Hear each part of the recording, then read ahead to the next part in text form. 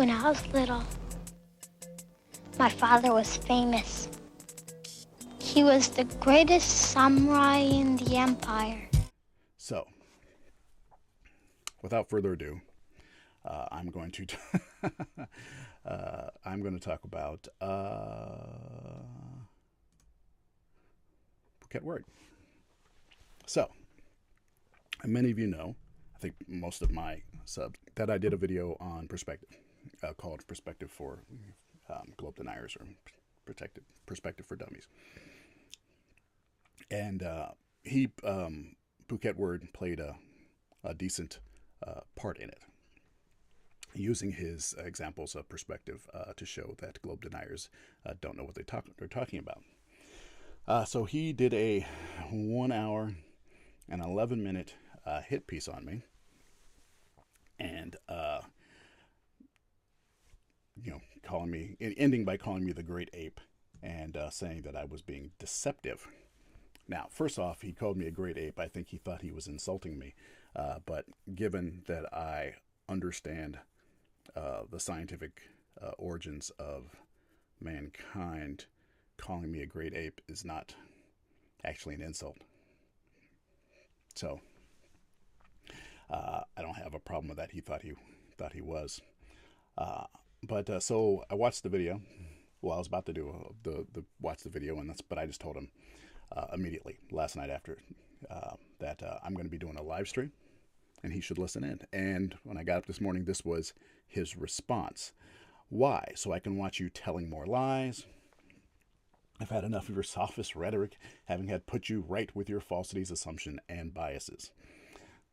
So he's claiming that he's not listening, and he might not be listening, but he will listen eventually, because I'm talking about him, and his ego won't allow him to not listen. So let's talk about his points in here. And the reason I'm talking about it is because he made a fundamental error and showed his ignorance again when he tried to make a claim about me being deceptive. What he says I was being deceptive on was actually his revelation of his own ignorance and lack of understanding of perspective. Again. Yes. So, I made myself a couple of notes down here so that I could remember, because I'm not going to go through the whole thing. It's an hour and 10 minutes. The vast majority of this center section is not it's not of any value. It's a lot of, kind of him making claims to try to show his own expertise, and that's fine, but it's not really directed. It's all comes back to what his end claim is, and that's really important. So he starts off about a minute in here, and he decides to go start off by talking about what type of who I am and what I am, in order to discuss what I claim. So let's see if you can hear this here. To be, and this will in fact put things into perspective. My topics are mainly science, religion, and politics, but as a card-carrying nerd, I will likely venture into comics and movies at some point. Though my videos often stress the importance of critical thinking, I am, like everyone else, a biased human being. So before we start, I think you should know more about where I'm coming from. I am a proud father, husband, atheist, agnostic, left-leaning. So what he does is he goes through my intro. And for the next 4 minutes, he stops and pauses and talks about the different things, the different aspects of my life. Basically saying, oh, well, he likes comics, means he's infantile. He's a Democrat. That means he thinks this way about the world. He's a science supporter, which means he has been indoctrinated a certain way. Basically, he goes through these different points. Oh, he's an atheist, which means he thinks that the universe, has no cause and no purpose, and thus, he isn't, there's nothing, there's no guiding force in the universe. He goes through all these things, getting to the fact that as a job, and he talks about, my job, which, let's see, it's around 3. ridiculing others. He also reveals on his YouTube channel that he works for a legal consultation company, lawyers basically, and specializes in evidence presentation. So of course he's going to work with his clients to make them look good in court cases by presenting favorable evidence. And this is what he does in his video. Now, I'm bringing this up for a specific reason. I want you to listen to what he does here. Perspective for Dummies. But of course his client in this case is his own belief in the globe Earth, and he's going to present evidence that makes himself look good while trying to make flat earthers look bad. Now, the way he builds his case in defense of the globe is to do what any good legal representative would do for their client, and attempt to sway the jury with an air of confidence while trashing the opposition, claiming that the globe denier doesn't know what they're talking about and are ignorant of the evidence that he is going to present. Now, I'm assuming you can hear that okay. So, what I find most interesting about his criticism of me there is that he says that I'm going to present my case in the best possible light while denigrating and making the other side look bad, while also doing it in a manner of authority. Notice that in doing this, he's acting as if he has an air of authority. And the last 4 minutes was not talking about my claims, was talking about me as a person. What he's doing is attacking my character beforehand in order to diminish the value of the things I say later. He's doing exactly what he claims I'm going to do, and he doesn't recognize it. The fact that I collect comics has nothing to do with the facts that I talk about. The fact that I am an atheist has nothing to do with it. The fact that I am, pro-feminist, none of it has anything to do with it. But he chose to spend 4 minutes talking about different aspects of my personality and my personal life before getting into the topics that I talked about, because he wants to bias the audience against me and my character in order to get to the point where, oh yeah, I don't like his politics, I don't like his interests, he's not my type of person. So yes, I am more likely to believe Phuket when he says that he's being deceptive. And he's doing this while accusing me of doing that. And the fact is, in my video, I did not do that to him. I only talked to him about him briefly.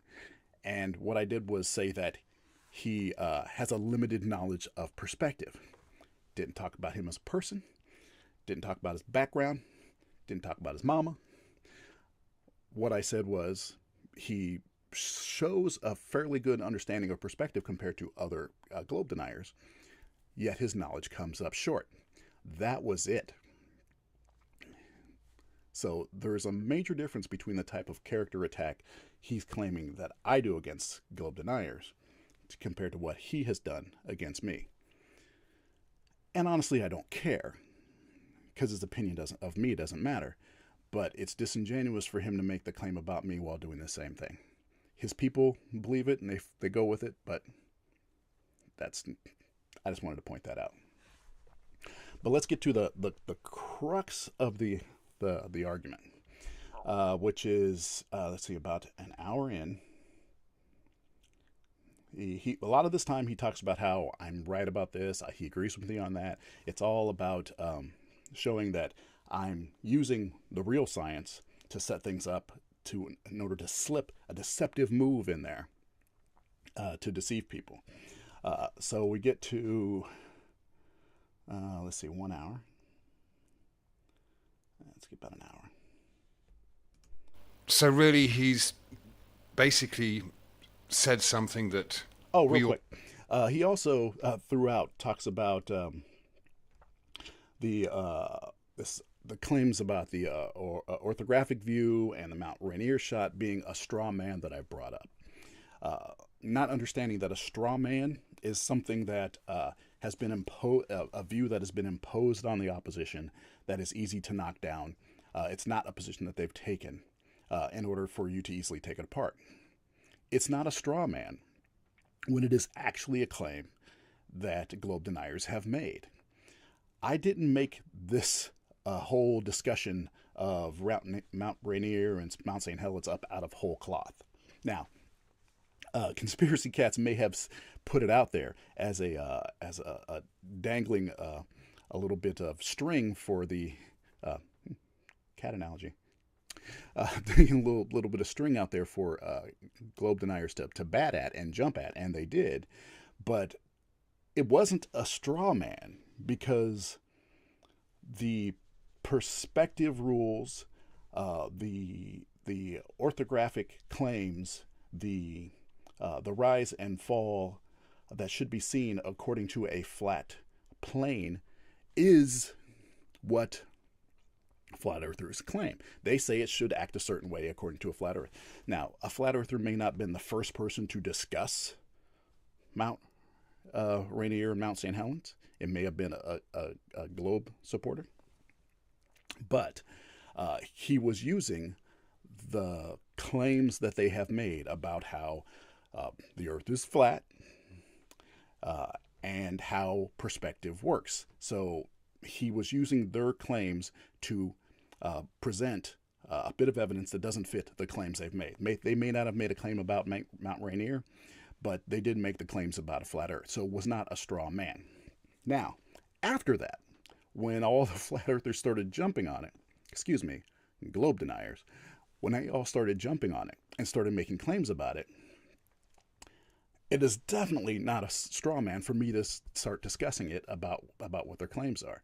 But he says that repeatedly to try to make it seem like this is just something I made up. But it's not. These are claims that globe deniers were actually making. So that's a constant thing that he brings up. He tries to claim that I'm making straw man arguments when I'm literally only going over things that globe deniers have made claims about. So then we get to eye level. And he says here that I correctly show what eye level is, because it's my camera is sitting flat on the table. It's level. It's not tilted. It's not going up or down or anything like that. And so the middle of the camera view is eye level. And so he agrees that I'm doing this properly. And he says I'm doing it properly here in order to set up the fact that I'm going to do a deception later on. And then he gets into my deception, which is a few minutes later.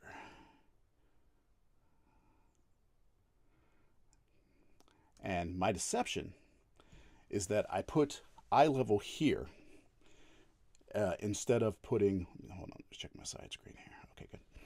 He says I was deceptive by putting eye level here. Can you see where my mouse is there? No, you can't. Eye level here in the center. Good.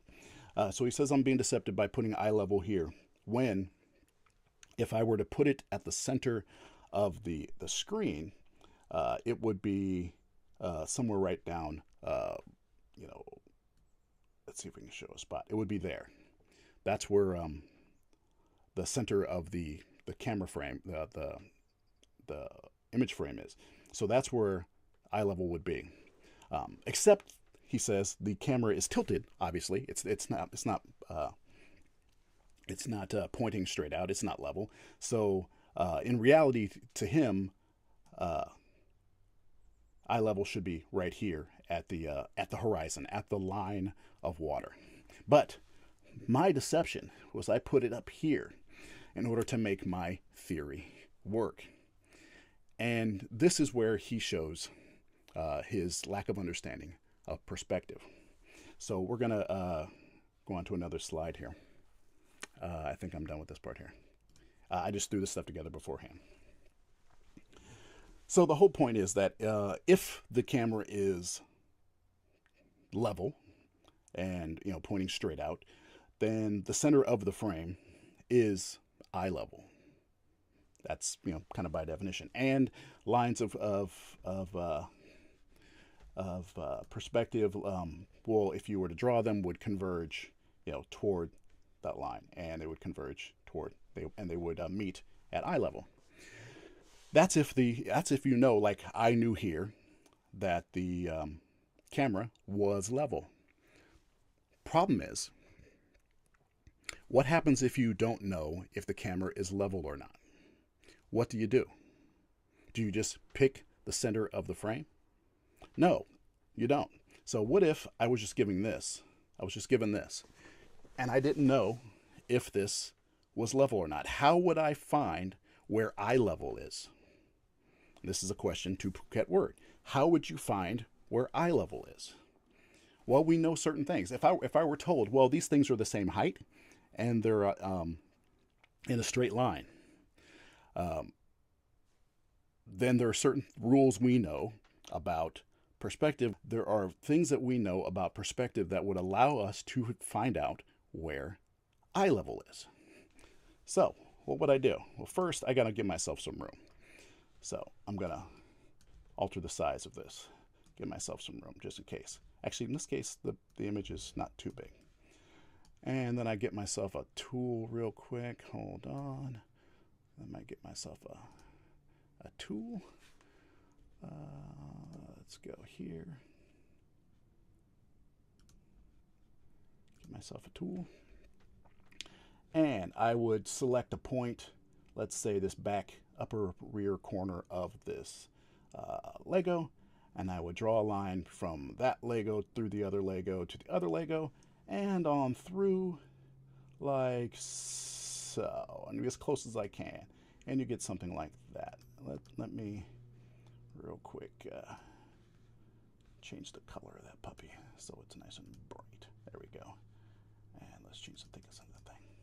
All right, so you'd have a line like that. Now that just tells me one thing. So I'd do another line. Let me make sure I get one the same color. So I'd do another line, say from this back corner here, and back up a little bit. I would grab my little bit here, and I would draw it through the ends. Whoops, I'm doing the back corner here. So I'm doing the back corners of this thing, and I draw it through like that. Now I have a new line. I have an intersection, and then I can see that it's right here, and that line is right at eye level. That point of intersection is eye level. Even though I didn't know whether or not this was a perfectly level shot, I was able to discern what eye level is. Now, what if the next thought is, what if let's see here. What if the image is cropped? See, it's the same image, but you can see it's been cropped. So it's definitely, I definitely can't just put it in the middle of the frame, can I? No, but I can do the same thing as I did before. Just go grab a line. I can do the same thing as I did before. Now I can take here, make sure it goes through, take another one here, make sure it goes through those guys, bing, bing, bing, bing. And even though it's a cropped shot, I can discern where eye level was on this image, because the laws of perspective say that these points here will converge toward, and these points here will converge toward. So I can discern those things. Even if, now this is the screenshot from mid-motion of the camera. The camera has been shifted. I picked it up and I moved it to another spot. So you can see that it's been tilted, and it's not at the same level as it was. But even with this information, I can discern where eye level for this camera is. This camera's in a different spot than it was before. First thing I would do is I would do my best to approximate, straight this thing out. I don't think I can quite do it here. Let's see if I can. Let's see. Let's make it 58. Let's make it 59. 59. So try to level that out a little bit. But then once again, I take my line, I find a spot where I know where it is. I find spots on the others that are the same. I find a spot on this where I know where it is. I find a spot on these others where I know where the same is. Right through there.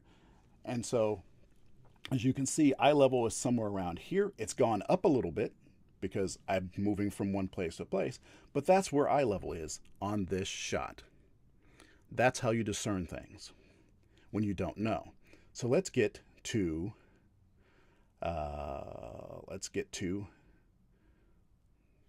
this guy. So this guy, I don't know if this is the full frame shot or not. I don't know if this thing is pointing directly out level. Like he said, he thinks it's pointing down a little bit, which means eye level is higher. So what do you do in this case? Well, since you know certain things, you find points that are similar in the first, and you have to do it, you do it on the first few. Can't do it on all of them because you can see there's a change happening here. So you find a point on the first few, like say this guy here, and you make sure it runs through the same point on the next one, the same point on the next one, like that, and you run it through. There. And then you do the same thing. And it all depends on the points you pick, so you're going to be margin of error, but let's take this outer corner right over here. And you go through these points, and look, that's where they intersect. So guess what? That's where eye level is. That's where it is. You find them that way. Because this picture, as far as I know, could be cropped. It could be tilted forward, which you acknowledge it is tilted forward. So obviously eye level is not the middle of the frame. So you have to discern, you have to, infer eye level by looking at the information in the frame. But what did Phuket Word do? He said that eye level, let me get rid of this here. This eye level could not be here because it's too low, obviously. It's obviously the camera's tilted down, so it has to be higher. So in reality, eye level must be right here in the center at this horizon here. And why does he say that? Because he makes an assumption that he constantly says I made by saying he's assuming a globe, he's assuming curvature. But in this case, he's making an assumption that the horizon rises to eye level, which it does not. So he makes the assumption that this is that this center part, this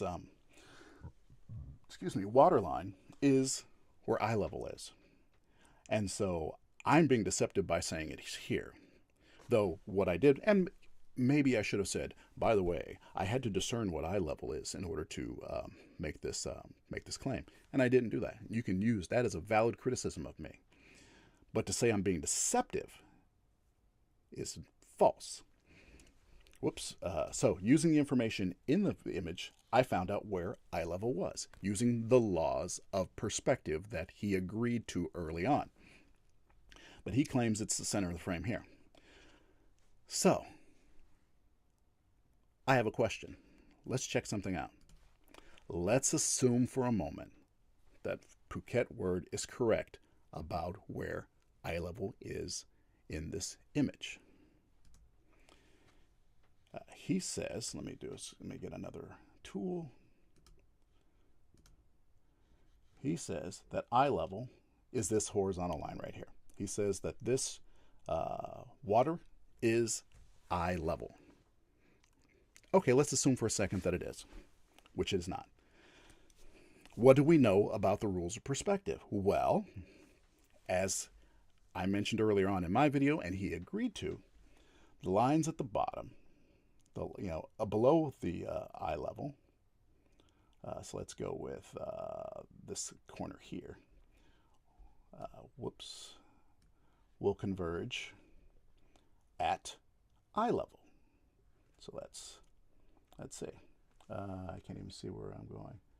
That doesn't look like a good line. Let's see. I can't see here. And excuse me. Let me go sample a nice bright line. Oops. Sample a nice bright line. Paste. There we go. Okay.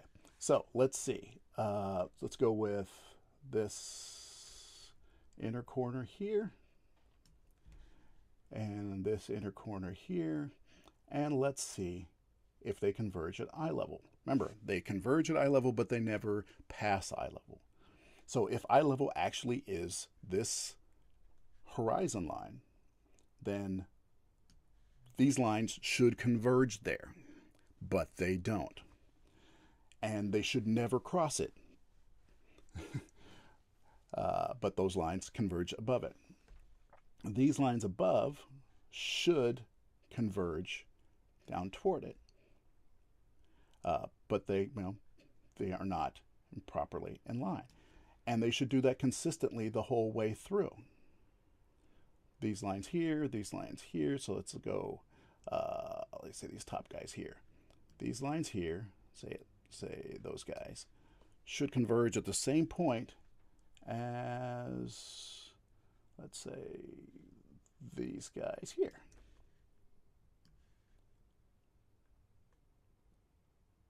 And it should be that horizon line, but they don't. They are way up here because these guys are going at a more severe angle than this one here. So even if this was eye level, this center spot, even if this center spot right here was eye level, these lines don't converge properly toward that eye level. They still show curvature. But that being said, let's take all those away. The fact that he claimed that my putting eye level here instead of at the horizon was me being deceptive was him showing that he does not understand how perspective works. He makes a basic assumption that eye level is at the horizon instead of going with the rules of perspective and saying that where the lines converge is eye level. And you can only take, and because the Earth is a sphere and there's curvature, you can only take the closer objects, because once you start getting into objects that are going over the curvature, that's a whole other issue. So you take the objects in the foreground, you find 3 or 4 points, you can find eye level. That's not deception. That's understanding the rules of perspective, which Phuket Word does not understand. So that is my response to his critique of me. He doesn't know what he's talking about. Oh, and actually, I just remembered there is something that Phuket Word said in his video critique of me, was that I was assuming that there's subjective, like there was an objective reality or something like that.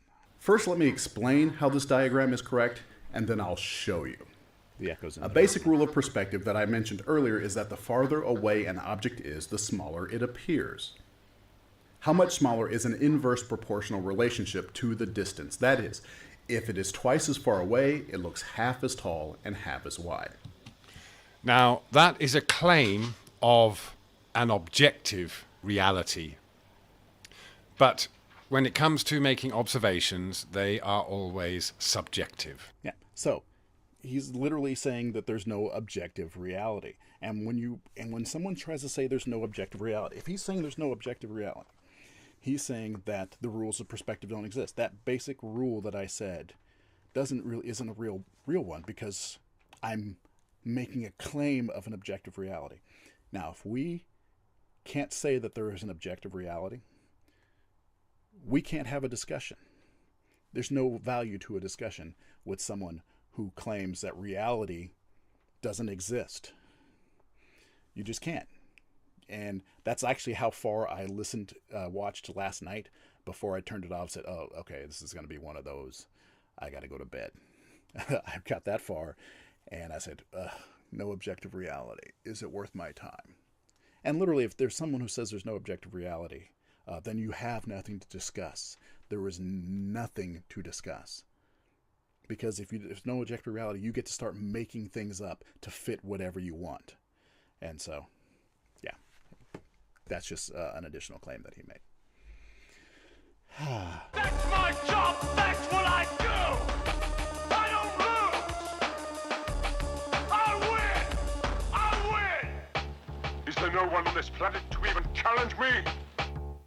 Maybe you came by to congratulate me on last night's victory.